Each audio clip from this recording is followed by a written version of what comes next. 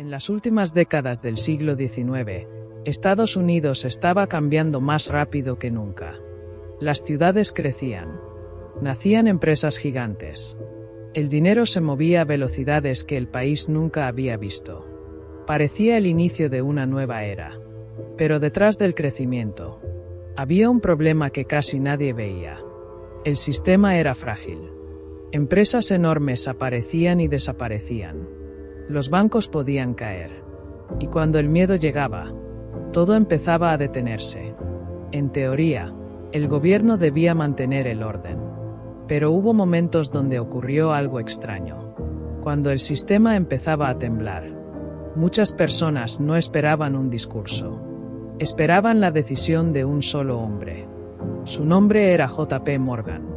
Y durante años, hubo quienes creyeron que tenía más influencia que muchos gobiernos. Pero lo más extraño es que nunca construyó un imperio como Rockefeller. Nunca dominó el acero como Carnegie. Su producto era otro. El producto sería el dinero. Y descubrió algo que cambiaría todo. No necesitas construir todas las empresas. Si puedes decidir cuáles sobreviven. Desde joven entendió algo que la mayoría ignoraba. El dinero no era riqueza. Era poder. Mientras otros perseguían oportunidades. Él estudiaba quién financiaba esas oportunidades. Porque quien mueve el capital, muchas veces mueve el futuro. Y esa idea sería el comienzo de algo mucho más grande. Pero entender el dinero no era suficiente. Muchísimas personas trabajaban en bancos. Muchísimas personas invertían. Y aún así, casi ninguna terminó teniendo el nivel de influencia que alcanzó J.P. Morgan. La diferencia estaba en otra parte. Mientras la mayoría veía empresas, Morgan empezó a ver conexiones. Observaba algo que parecía innegable, pero casi nadie analizaba. Una empresa no vivía solo por tener clientes. Necesitaba préstamos. Necesitaba inversionistas. Necesitaba confianza. Y si cualquiera de esas piezas desaparecía, hasta el negocio más grande podía empezar a caer. Eso cambió completamente su forma de pensar. Dejó de preguntarse, ¿qué empresa será la próxima gran oportunidad? Y empezó a preguntarse, ¿quién hace posibles esas oportunidades? La respuesta siempre lo llevaba al mismo lugar. El capital. Porque una fábrica sin dinero solo era un edificio. Un ferrocarril sin financiación solo era una idea. Un imperio sin flujo de dinero podía desaparecer. Morgan empezó a notar otro patrón. Muchas compañías estaban obsesionadas con crecer rápido. Abrían más. Gastaban más. Competían más. Pero por dentro, eran frágiles. Y él veía una oportunidad donde otros veían desorden. No quería crear más empresas. Quería entender cuáles merecían sobrevivir. Con el tiempo desarrolló una forma de pensar diferente. Cuando encontraba una industria desorganizada, no pensaba, ¿cómo entro? Pensaba, ¿cómo la ordeno? Eso empezó a darle algo mucho más valioso que el dinero. Influencia. Porque cuando alguien te ayuda a resolver problemas, empiezas a escuchar sus decisiones. Y cuando suficientes personas dependen de esas decisiones, empieza a aparecer el verdadero poder. Poco a poco comenzó a participar en reorganizaciones. Empresas que parecían fuertes. Descubrían que necesitaban estabilidad. Y Morgan entendía algo que otros ignoraban. A veces, el negocio más rentable no es construir algo nuevo. Es convertir el caos en estructura. Sin hacer ruido. Sin llamar la atención. Sin competir directamente. Mientras otros construían nombres, él construía posiciones. Y todavía no estaba cerca de su punto más alto. Porque llegaría un momento donde el sistema completo empezaría a tambalear. Y ahí sería cuando su influencia dejaría de parecer grande, para empezar a parecer necesaria. Durante un tiempo, la estrategia de Morgan funcionó. Empresas crecían. Los mercados se expandían. Parecía que el país avanzaba sin límites. Pero había un problema. Gran parte de ese crecimiento estaba construido sobre algo extremadamente frágil: la confianza, porque el sistema financiero tiene una característica extraña. Mientras todos creen que funciona, funciona. Pero cuando aparece el miedo, todo puede cambiar muy rápido. Y eso fue exactamente lo que empezó a pasar. Empresas endeudadas, personas retirando dinero, negocios dejando de invertir. Lo que parecía crecimiento empezó a convertirse en incertidumbre. Y cuando el miedo aparece, las personas dejan de pensar a largo plazo. Empiezan a protegerse. Los inversionistas dudaban. Los mercados reaccionaban. Y muchas compañías empezaron a descubrir algo incómodo. Eran más vulnerables de lo que imaginaban. Fue en ese momento cuando la forma de pensar de Morgan empezó a destacar. Mientras otros buscaban culpables, él buscaba estructura.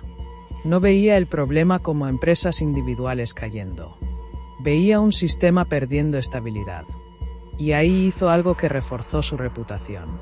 Empezó a reunir personas, empresarios, financieros, tomadores de decisiones, pero no para competir, para coordinar, porque entendía una idea que después se volvería famosa. En momentos de incertidumbre, la confianza vale más que el dinero. Y cuanto más desorden aparecía, más personas querían escuchar a quien parecía tener un plan. Eso empezó a cambiar algo importante. Morgan dejó de ser visto solamente como alguien exitoso. Comenzó a ser visto como alguien que influía en el rumbo de industrias completas. Y ahí apareció una pregunta incómoda. Si demasiadas personas dependen de una sola figura, ¿eso sigue siendo mercado? ¿O empieza a aparecer otra cosa? Para algunos, eso demostraba liderazgo. Para otros, era una señal peligrosa. Pero independientemente de la opinión, el resultado era evidente. Su influencia seguía creciendo. Y cuanto más crecía, más claro se hacía algo. Morgan no estaba acumulando empresas. Estaba acumulando capacidad de decisión.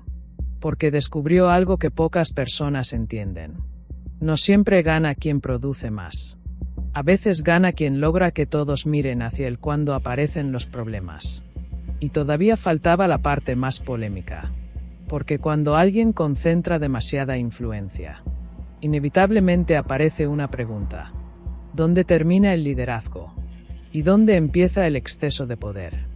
Hasta ese momento, J.P. Morgan ya era respetado. Pero todavía no era una figura que pareciera inevitable. Eso cambió cuando empezó a hacerse evidente algo que casi nadie quería admitir. Estados Unidos estaba creciendo. Pero no necesariamente de forma estable. Cada año aparecían nuevas compañías, nuevas inversiones, nuevas oportunidades, y desde afuera parecía una época dorada. Pero por dentro, muchas empresas estaban funcionando con demasiada velocidad y muy poca resistencia. Competían por expandirse, pedían préstamos, invertían más de lo que podían soportar. Y mientras el crecimiento seguía, nadie hacía preguntas, porque cuando todo sube, casi nadie quiere pensar en el riesgo. Pero Morgan sí. Había pasado años observando algo que otros ignoraban. Una empresa puede parecer enorme, y aún así estar a pocos pasos del colapso. Porque el verdadero problema no siempre está en las ventas. A veces está en la estructura. Y eso era exactamente lo que estaba empezando a pasar. Pequeños problemas empezaron a aparecer. Negocios retrasando pagos. Inversionistas perdiendo confianza. Empresas descubriendo que crecer rápido no siempre significaba crecer fuerte. Lo que parecía una situación aislada empezó a sentirse como algo más grande. Y ahí ocurrió algo interesante. Mientras muchos reaccionaban con miedo, Morgan reaccionó con calma, porque veía el problema de otra forma. Para él, el caos no era una sorpresa. Era parte del sistema. Y quien entendiera cómo actuar en esos momentos, tendría una ventaja enorme. Empezó a reunir personas. No para hacer discursos. No para llamar la atención. sino para entender quién seguía siendo sólido y quién no. Porque había descubierto una regla que cambiaría su manera de actuar. Cuando la confianza desaparece, el dinero deja de comportarse como dinero. Empieza a moverse como miedo. Y cuando el miedo entra al sistema, todo el mundo toma decisiones más rápidas, y muchas veces peores. Morgan entendía eso.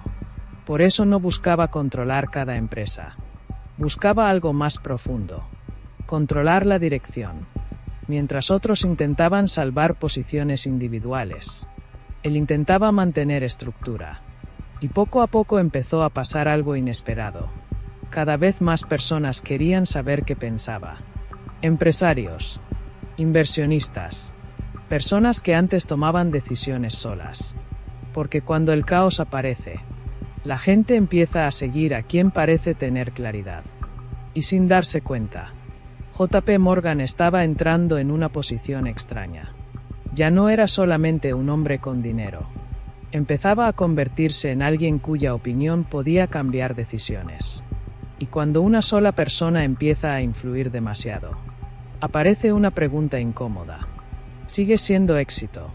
¿O empieza a convertirse en poder? Con el paso del tiempo, la influencia de JP Morgan siguió creciendo. Y mientras más crecía, más aparecía una pregunta que nadie parecía poder ignorar.